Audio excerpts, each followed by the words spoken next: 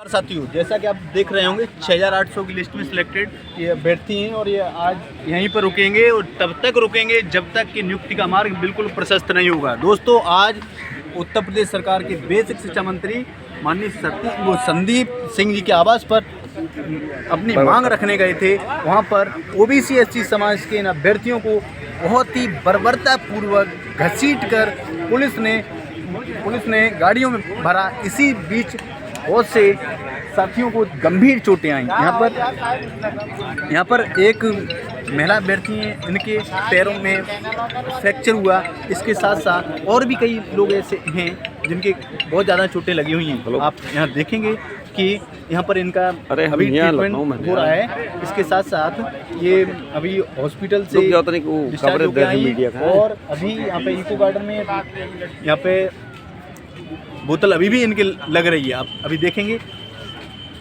दिखाइए, चलो तुम आगे चलो, उधर इंटरव्यू लो।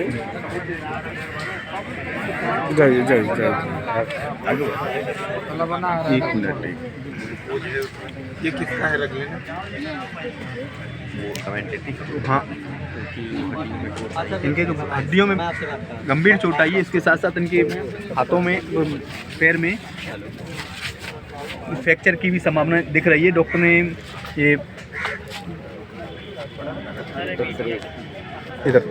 ने ये देखो एक्सरे कराए हैं और एक्सरे में इसमें गंभीर चोटों के साथ साथ फ्रैक्चर भी, मामूली फ्रैक्चर भी बताया है। हालांकि इसमें अब देखने वाली बात ये होगी कि इनका ट्रीटमेंट चल रहा है। अभी देखिए, इनके एक बोतल भी लग रही है। अभी लगभग 3-4 घंटे हॉस्पिटलाइज होने के बावजूद ये पुलिस की बर्बरता का नतीजा है कि और इसके साथ साथ जो माननीय संदीप सिंह जी बेसिक शिक्षा मंत्री हैं, इनके आवास पर हम सब लोग अपनी मांग रखने गए थे। लेकिन दुखद बात यह है कि ये ओबीसी समाज से आते हैं, फिर भी ओबीसी और एससी समाज के अभ्यर्थियों पर इतनी बर्बरता कराई जिससे कि इतनी गंभीर हालत है। देखिए, ये इतने एक्सरे, 2 एक्सरे कराए गए हैं और इन एक्सरों में एक कूल्हे का एक्सरा है, कूल्हे में भी चोट लगी हुई है इनके, और हाथ में भी चोट है। और इसके साथ साथ और भी कई साथी हैं, ये भाई हैं, इनके भी चोट लगी हुई है। इसके साथ साथ देखते हैं यहाँ पे इनकी शर्ट कितनी बुरी तरीके से फटी हुई है। देखिए कितना ये शर्ट भी फटी हुई है। और इसके साथ साथ और भी कई, इनके पैर में भी चोट लगी हुई है, कूल्हे में भी चोट लगी हुई है। इसके साथ साथ और भी हमारी यहाँ बहनें बैठी हुई हैं और भी भाई यहाँ बैठे हुए हैं। देखिए, इन भाइयों को बुरी तरीके से घसीट के लाया गया और जैसे आप देखेंगे इस तरीके से जानवरों को भी नहीं घसीट के ले जाया जाता जिस तरीके से इन्होंने हमारे ओबीसी एससी समाज के अभ्यर्थियों को, जो अपने हक अधिकार की जायज़ मांग लेके गए थे, वहाँ पर माननीय मंत्री जी ने हम लोगों की बात को नहीं सुना और हम लोगों को बुरी तरीके से प्रताड़ित किया। अब देखने वाली बात ये होगी कि हम सभी साथियों को न्याय कब तक मिलता है। और घर से जो बैठे हैं, वो जो अभ्यर्थी अभी भी घर पे बैठे हुए हैं, उनसे मेरा कहना है कि निकल लीजिए घर से, क्योंकि अब सफलता तब ही मिल सकती है जब हम लोगों को घर से निकलना पड़ेगा। अन्यथा की स्थिति में आप लोग देखेंगे कि ये जो बहुत ही सक्रिय लोग हैं, जो इतनी गंभीर चोट आने के बावजूद भी अभी भी रुके हुए हैं, उन भाइयों को तो बिल्कुल थोड़े पानी में, मतलब शर्म के मारे, मतलब उनको मर जाना बिल्कुल चाहिए कि हम घर में बैठे हैं। हमारी जो बहनें हैं, जो मतलब वीरांगना हैं, ये इतने जोश और जज्बा दिखा रही हैं कि देखिए, चोट आने के बावजूद भी ये अभी यहाँ से नहीं गई हुई। मैं उम्मीद करता हूँ कि ये शुभ संकेत हो चुका है साथियों कि हम लोगों को नियुक्ति का मार्ग बहुत जल्द प्रशस्त होने वाला है। केवल देरी तो इतनी है कि आप लोग घर से निकल के आइए।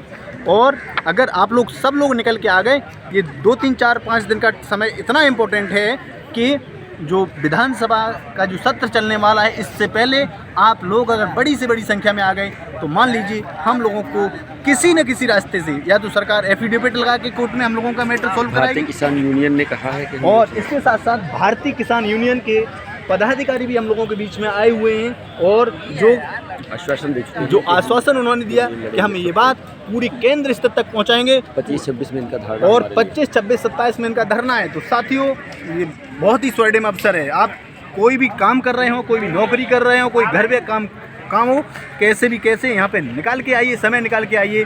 8 से 10 दिन का टाइम, और मैं गारंटी के साथ ये कहता हूँ, अगर आप सभी ने ये टाइम दिया तो तो 100% हम लोगों की नियुक्ति का मार्ग इसी नवंबर के महीने में प्रशस्त होगा।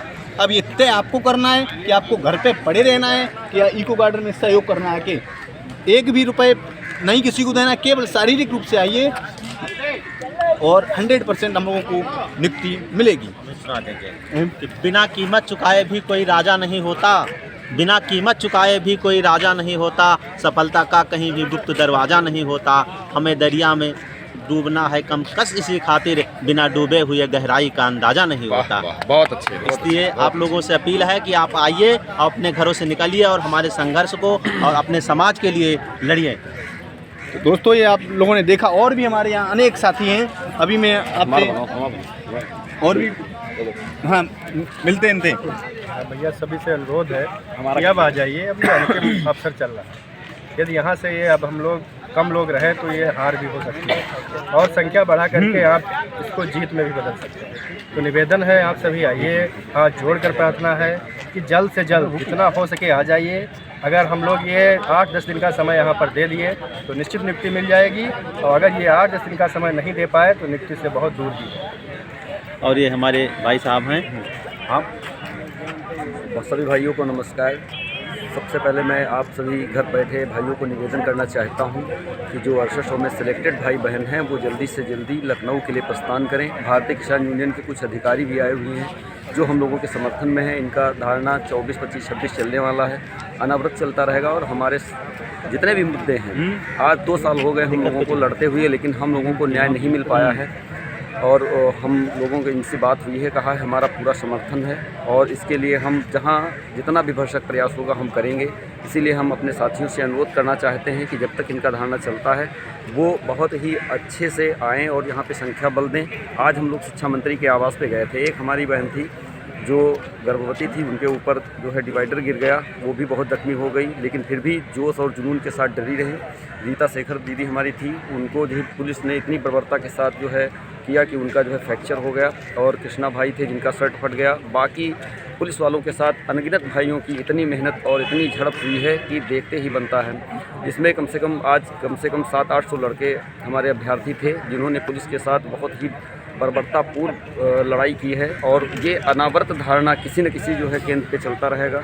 आज शिक्षा मंत्री के यहाँ, कल मुख्यमंत्री के यहाँ, सबके यहाँ हमारा धरना चलेगा। सभी भाइयों बहनों से अनुरोध है कि जल्द से जल्द वो लखनऊ पहुँच करके इस आंदोलन को सफल बनाए। धन्यवाद।